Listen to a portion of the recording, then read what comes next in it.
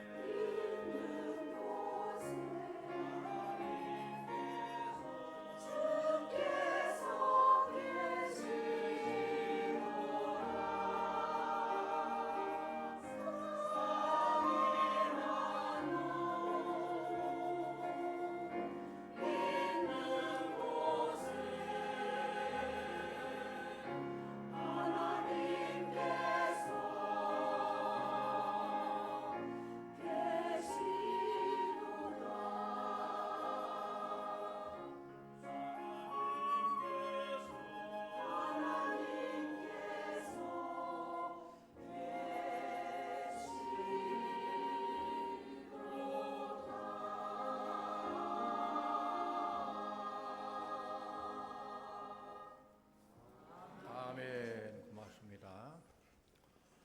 오늘 말씀은 9월 우리 달력 주제이기도 하고 또 가을 문턱에서 성령의 열매를 맺게 하소서 주제입니다.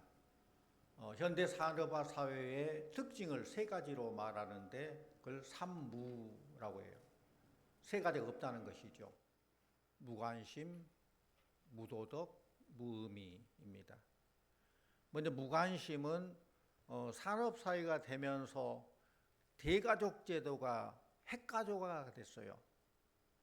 그리고 공동체 중심에서 개인 중심으로 삶이 변함으로 다른 사람에 대한 관심보다는 자기 중심적인 이기적인 그런 삶이 되어버렸어요. 그래서 이웃의 고통에 대해서는 관심이 없습니다.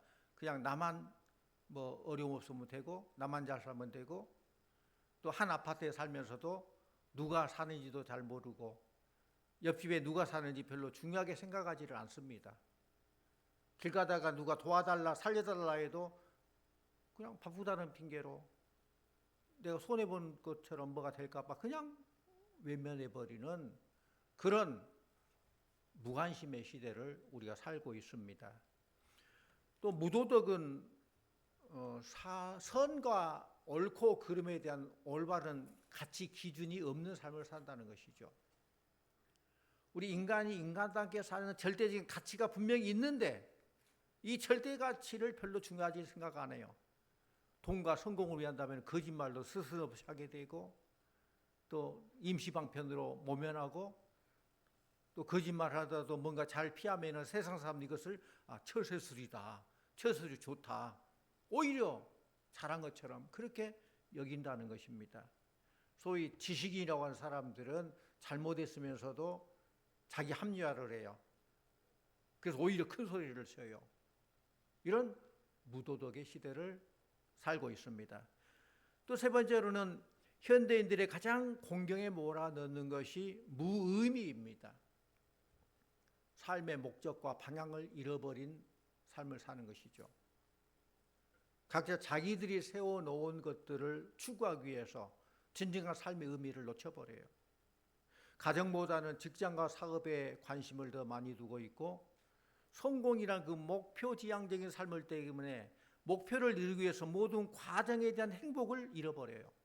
과정 속에서 의미를 두고 행복을 찾아야 되는데 과정은 무시해버리고 목표만을 위해 열심히 달려간다는 것이죠. 그러나 자신의 목표가 이루어졌다 생각하는 그 순간 공허함, 무의미에 대한 좌절, 절망하게 되죠. 사업에 성공해서 어느 정도 돈을 벌었다고 하는 60대 가장의 하소연입니다. 사업을 확장하기 위해서 가족은 안중에도 없고 돈과 사업의 성공을 위해서 인생의 모든 것을 걸었어요. 성공이라는 목표를 향해서 올인했다는 거예요. 그 결과로 상당히 많은 돈을 벌었습니다. 그런대로 자식들도 참 잘 됐습니다. 그러면서 문득 이런 질문이 생각이 나는 거예요. 나는 지금 뭘 위해 살고 있는가? 내가 지금 잘 살고 있는가? 이 질문 앞에 자기 자신이 무너지는 것을 느꼈다는 거예요. 모래성에 쌓았는데 이 모래 위에 쌓은 성이 순간 무너지는 그런 느낌을 받았다는 거예요.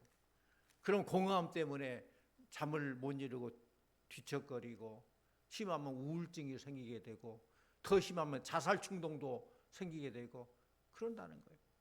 이것이 바로 현대의 삶을 사는 우리 현대인들의 절규요 부르짖음입니다. 성도님들, 왜 많은 사람들이 삶의 의미를 찾지 못하고 있을까요? 왜 잠 못 이루는 불면증에 시달리고 우울증에 빠질까요? 왜 수입은 더 많아지고 삶의 질은 높아진 것 같은데 행복지수는 점점 떨어지고 있을까요? 그 이유는 인생의 참 의미를 찾지 못하기 때문에 무의미, 내가 무엇을 위해 살고 있는지, 내가 존재한 이유가 무엇인지를 깨닫지 못했기 때문에 그런다는 거예요. 그게 분명하면은 모든 것 다 잘 헤쳐나갈 수 있어요. 우리가 소명받았다 그런 말 하잖아요. 소명받았다. 불을 쏘. 하나님께서 나를 불렀다는 거예요. 이런 소명의식이 확실해야 돼요. 소명이란 나를 불러주신 하나님의 부르심 앞에서 삶의 목적을 깨닫고 그것을 위한 헌신과 역동적인 삶의 태도가 바로 소명받은 자의 삶이에요. 세상을 움직인 영향력 있는 사람들을 보면은 모두가 다 하나님의 부르심에 분명한 소명의식을 가지고 그 부르심에 응답한 자들이 세상을 움직이는 큰 일을 한 사람들이었습니다. 성경의 많은 인물들도 그렇습니다. 모세가 떨기나무 불꽃 가운데서 하나님의 부름을 받고 그 부르심에 응답할 때에 민족을 구원하는 출애굽의 지도자가 될 수 있었습니다. 다윗은 양치는 목동이었지만은 하나님의 부르심에 순종할 때에 하나님 마음에 합한 자다, 내 마음에 든다라는 그런 평가를 듣게 되었습니다. 예수님의 제자들이 주님의 부르심 앞에 순종하고 나갈 때 그들이 물고기 잡는 어부가 아니라 사람 낚는 어부로 하나님의 나라를 이 땅에 확장하는데 사도로 쓰임받게 되었습니다. 사도 바울도 마찬가지입니다. 이방인에게 복음을 전하라는 예수님의 부르심을 받은 후에 땅끝까지 복음을 전하는 생명 내걸고 주의 나라를 확장시켜 나가는 그런 이방인을 향한 사도가 되었다는 말씀입니다.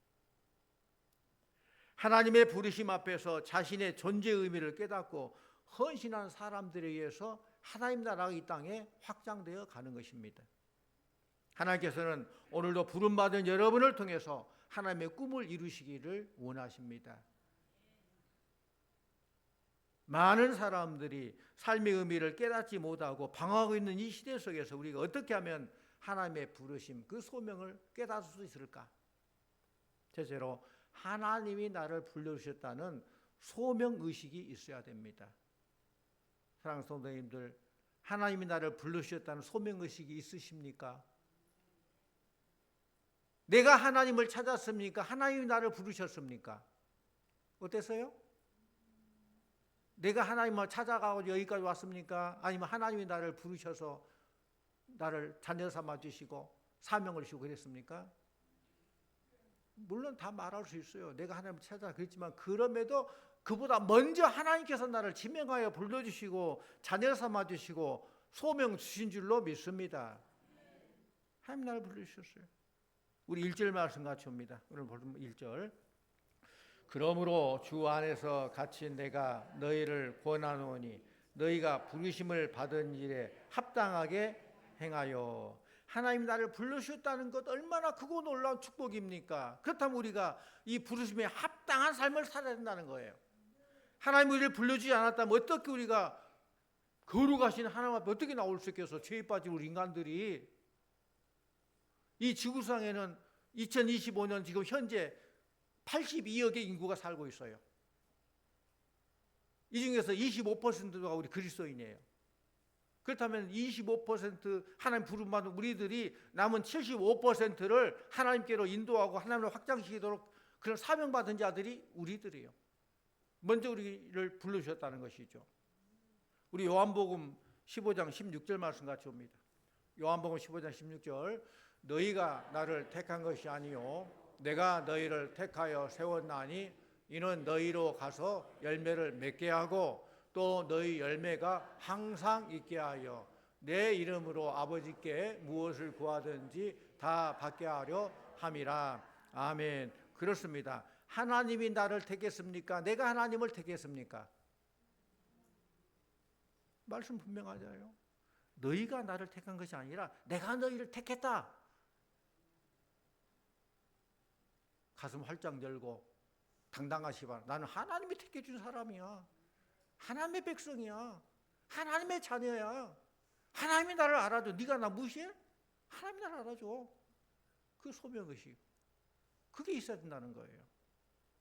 여전히 우리는 죄 가운데 살고 있었던 불쌍한 인생들인데 하나님께서 예수 그리스도 십자가를 통해서 우리를 구원해 주셨고 하나님의 거룩한 백성으로 삼아 주셨다는 거예요. 그래서 우리는 성도라는 거예요. 성도.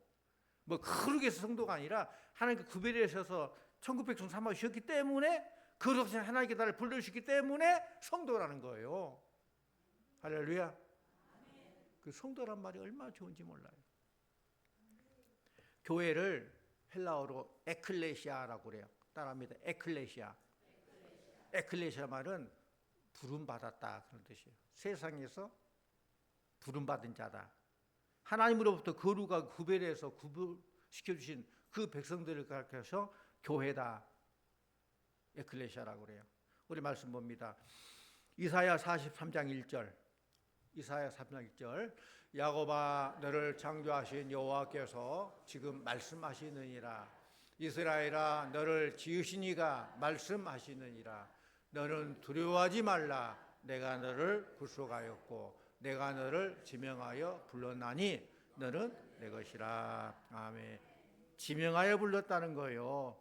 이만큼 예수 믿으라가 아니라 나를 사랑하셔서 나를 딱 찍어서 지명하여서 너는 내 것이다. 너는 천국 백성이다.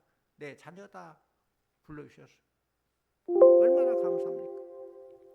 그래서 우리는 나는 하나님께 속한 하나님의 백성이다. 하나님의 자녀, 이 소속감을 잃지 마시기를 바랍니다. 이 소속감이 있어야 돼요. 이것은 하나님과 관계 속에서 삶의 의미를 추구하는 거예요.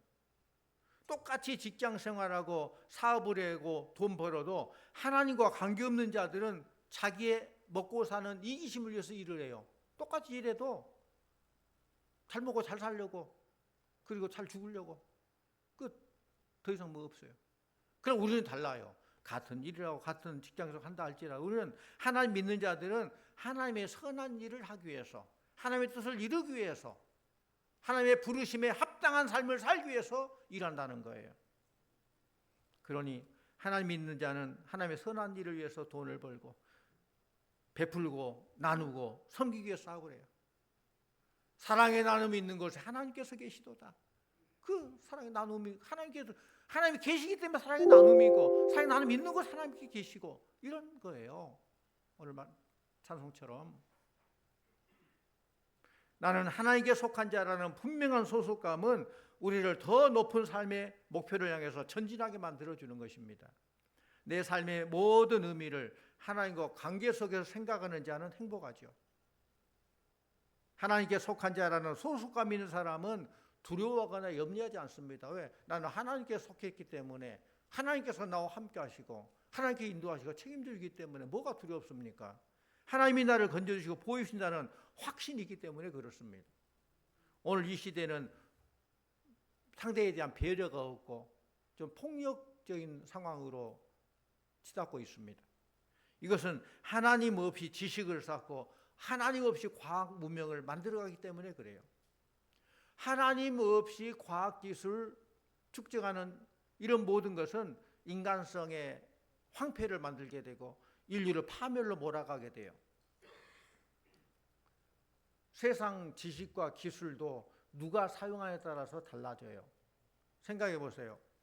똑같은 칼이라 할지라도 그 칼이 의사의 손에 들려지면은 썩어져 병든 환부를 도려내고 환자를 치료하는 치료의 도구로 생명을 살리는 도구가 되고, 요리사의 손에 들렸으면 탁탁탁 맛있는 음식을 만들어 우리에게 맛있는 음식을 제공하게 되고, 강도의 손에 들려지면 우리의 생명을 해치는 흉기가 된다는 거예요.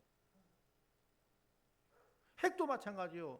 핵을 흔하게 잘 사용하면은 우리를 치료한 방사선도 만들고 핵 원자력을 통해 전기도 공급하여서 유용하게 사용하지만은 그 잘못 사용하면은 인류를 파멸시키는 핵무기가 된다는 것입니다.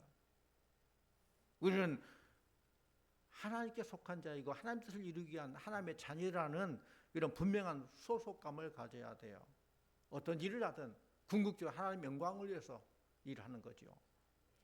두 번째로, 하나님은 부르심에 합당한 책임 있는 삶을 살기를 원해요. 2절 말씀 같이 옵니다. 본문 2절.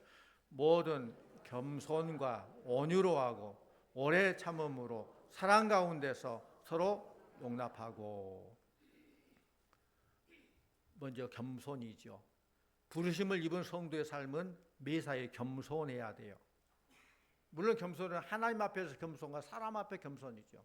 하나님 앞에서 나를 낮추고 하나님을 올리는 거, 이건 겸손이에요. 사랑과 관계 속에서 상대방을 배려해주고 상대방을 양보해주고, 그건 겸손이에요. 우리는 양자가 다 필요해요. 하나님 앞에도 겸손해야 되고 사람과 관계 속에서도 겸손해야 돼요. 하나님은 나의 창조주이고 나는 피조물이다. 그때부터 겸손이 시작되는 거예요. 그게 가장 기본이죠. 하나님은 창조주시다. 나는 피조물이다. 하나님의 주인이시다. 나는 주의 종이다. 그것부터 겸손이 시작되는 거예요. 나는 하나님의 도움 없이 살 수 없는 그런 존재다. 하나님께 나를 도와주셔야 된다. 그런 것을 믿고 나가는 것이 곧 겸손이에요. 왜 우리들이 자꾸 교만해집니까? 왜 교만의 바벨탑을 쌓고 있습니까? 나 스스로가 피조물임을 잊어버리기 때문에, 하나님 자리에 내가 올라가기 때문에 겸손하지 못하고 교만해지는 거예요. 교만은 패망의 선봉이요 거만한 마음은 넘어짐의 앞잡이니라고 했어요. 하나님은 겸손한 자를 찾으시고 겸손한 자를 사랑하시고 복 주실 줄로 믿습니다. 우리 겸손한다고 낮아져요? 우리 겸손히 낮아지면 하나님 우리를 끌어올려 주시는 거예요. 그걸 알아야 돼. 날마다 전능하신 하나님 앞에 자신의 부족함을 기도로 아뢰고 하나님의 도심을 구하는 겸손한 우리 성도님들 다 되시기를 축원합니다. 또 두 번째로 하나님 부르신 우리 성도는 온유로 하고 그랬어요. 온유해야 돼요. 온유란 말은 그 어원이 야생동물을 잘 길들여서 주인이 쓸 수 있도록 만드는 거, 그게 온유예요. 우리가 보통 온유 그러면 좀 야들야들하고 부드럽고 거칠죠, 그렇게 생각하는데 꼭 그건 아니에요. 우리가 강하고 힘이 있어도 하나님의 쓰임에 합당하게 쓰임받는 거, 그것이 온유예요. 주인의 뜻에 맞게 사용될 때. 내가 힘이 있고 남자는 재능이 있다 할지라도 바로 하나님의 뜻에 맞추는 것이죠. 하나님의 부르심을 입은 성도는 또 세 번째로 오래 참음으로, 오래 참습니다. 한번 물어볼게요. 오래 참는다는 거 쉬워요, 어려워요? 네? 쉬워요? 어려워요? 한 번 참는 건 쉽죠? 그냥 딱 맘먹어, 이빨 항상 물고 한번 참자. 한 번 참는 거 쉬워요. 두 번 차고 세 번 차고 오래 참는 거 안 쉬워요. 어려워요. 근데 어떻게 하면 오래 참을 수 있을까요? 오늘 여기 나온 것처럼 오래 참고 사랑 가운데 서로 용납하고, 한마디로 사랑 가운데 상대방을 받아들일 수 있다면 오래 참을 수 있어요. 사랑은 모든 것을 뛰어넘어요. 사랑하면 아무리 큰 시험도 환난이 와도 참을 수 있어요. 야곱을 보세요.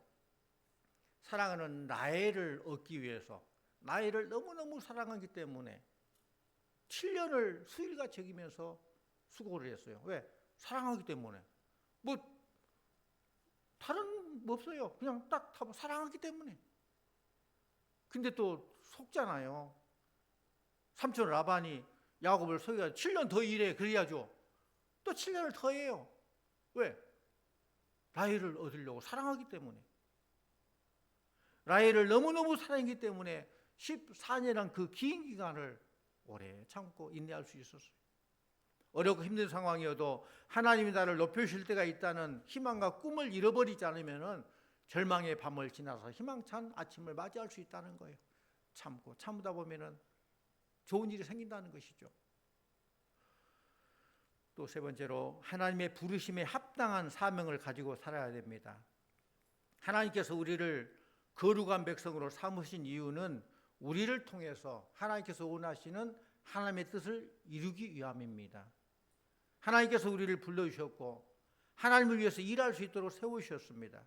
그래서 우리는 하나님의 주권을 늘 인정하고 하나님을 생각하고 말할 때나 행동할 삶을 살 때 모든 걸 하나님께 포커스를 맞춰서 살아야 돼요.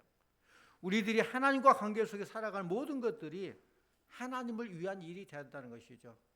그래서 어떤 직업을 가졌건 먹든지 마시든 뭘 하든 하나님의 영광을 위해서 그 모든 걸 맞춰 나가야 한다는 것이죠. 우리 말씀 봅니다. 골로새서 3장 23절 말씀 같이 봅니다. 무슨 일을 하든지 마음을 다하여 주께 하듯 하고 사람에게 하듯 하지 말라.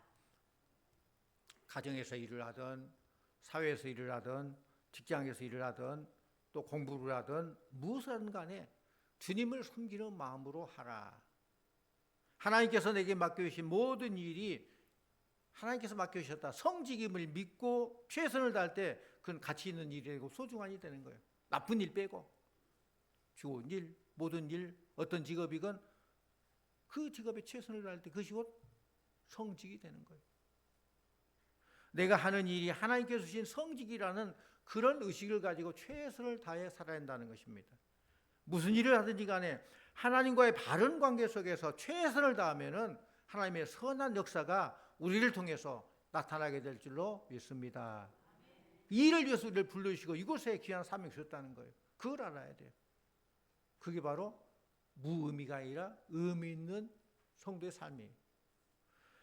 또 성령의 열매를 맺기 위한 삶을 어떻게 살아가야 되느냐? 오늘 설교 제목에 성령의 열매 맺게 하소서인데 성령의 열매 맺기를 원해요. 어떻게 살아야 되느냐? 너무 잘 아는 말씀이죠. 포도나무 가지가 줄기에 붙어 있을 때에 포도나무 열매를 맺을 수 있듯이 우리가 주님께 붙어 있어야 돼요. 떨어지면은 안 돼요. 성령 안에 붙어 있을 때 열매를 맺습니다. 성령 안에 거할 때 성령의 열매를 맺을 수 있는 거예요. 열매 맺는 것은 우리의 힘과 노력만으로는 안 된다는 것입니다. 기도와 말씀, 성령의 인도하심에 붙어 있을 때에 열매가 맺어요. 또 두 번째로는 자아가 죽어야 열매를 맺어요. 우리 말씀 요한복음 12장 24절 말씀 함께 봅니다. 시작. 내가 진실로 진실로 너에게 이르노니 한 알의 밀이 땅에 떨어져 죽지 아니하면 한 알 그대로 있고 죽으면 많은 열매를 맺느니라. 아멘. 씨앗이 땅속에 떨어져서 죽을 때에 새싹이 나오듯이 내 안에 있는 교만, 욕심, 고집이 죽을 때에 성령 열매가 맺게 된다는 거예요. 겸손과 온유, 오래 참음은 자기 자아가 낮아져야 가능한 덕목이에요. 십자가 앞에서 나를 부인할 때 비로소 성령의 사랑과 화평이 나타나게 되는 것입니다. 또 우리가 알 것은 열매는 나를 위한 것이 아니에요. 나무가 열매를 맺는데 나무가 열매를 자기가 먹습니까? 그렇지 않잖아요. 다른 사람에게 먹고 기뻐하기 위해서 열매를 맺는 거예요. 성령의 열매도 마찬가지입니다. 내가 사랑과 온유와 자비의 열매를 맺으면 그것으로 내 만족이 아니라 다른 사람을 살리고 공동체에 유익을 주기 위해서 그런 열매가 맺어지는 거예요.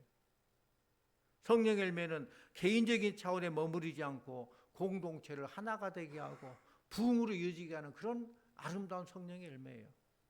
우리가 성령의 열매 맺으려면은 포도나무 가지처럼 우리 주님께 붙어 있어야 될 줄로 믿습니다. 늘 주님과 함께 해야 돼요. 씨앗처럼 나의 교만과 자아가 죽어져야 돼요. 나를 드러내고 내 고집 피우고 내 주장하면은 성령의 열매 맺을 수 없어요. 나의 추악한 그런 감정의 열매가 맺겠죠. 그리고 내 열매는 다른 사람을 살리기 위한 열매예요. 그 열매가 결국 교회를 하나 되게 하고 하나님의 영광을 돌려드리게 될 줄로 믿습니다. 사랑하는 성도님들, 우리 모두가 성령의 열매가 가득하여서 가정과 교회와 세상 속에서 하나님의 영광을 드러내는 그런 은혜가 충만하기를 원합니다. 우리가 성령 안에 살아간다면 성령 열매를 맺을 수 있고 평안을 가질 수 있고 하나 되게 하신 것을 지킬 수 있습니다. 복음에 합당한 삶을 삶으로 성령 열매를 맺도록 힘쓰고 노력해야 됩니다. 늘 성령 하나님의 역사 가운데에서 사랑과 헌신의 모습으로 하나님께서 이 가을에도 원하는 성령의 풍성한 열매를 많이 맺어서 하나님께 잘했다 칭찬받고 상금 드리는 성도님들 다 되시기를 간절히 축원합니다. 기도합니다. 아버지 하나님 감사합니다. 우리에게 구원을 허락하여 주시고 가을을 주심을 감사드립니다. 오늘 말씀처럼 성령 열매를 맺는 우리 모든 성도들 다 되게 하여 주시옵소서. 주님 늘 주와 함께 해주시고 나 자신을 죽이고 우리 주님만을 드러내는 하나님의 영광을 드러내는 그런 삶을 살게 하여 주시옵소서. 영혼 구원의 열매, 성령의 아름다운 열매 풍성하여서 이 가을에 착하고 충성된 종아 칭찬받고 상금 드리는 우리 성도들 다 되게 하여 주시옵소서. 예수님 이름으로 기도드립니다. 아멘.